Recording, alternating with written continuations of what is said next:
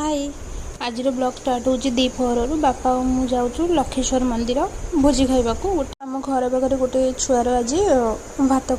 खिया भोजी तो से लक्षेश्वर मंदिर ही माने थिला तो यहाँ हूँ से मंदिर गोटे कूଅ जो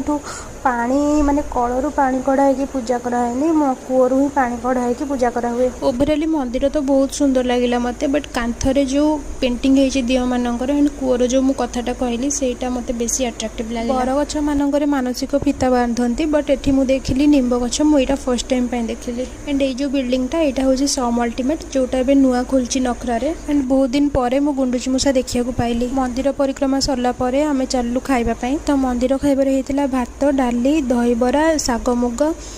छेना तरकारी सालाड होता पापड़ होता एंड मिक्स वेज होता तो मते किंतु सबुठारु बेसी भल लगिला छेना तरकारी बट सब खाइबा भी टेस्टी थिला एंड चिप्स भी होता। एतिकी लोड नेला परे बापा मु चली आसलु घर को देखा नेक्स्ट ब्लॉग रे।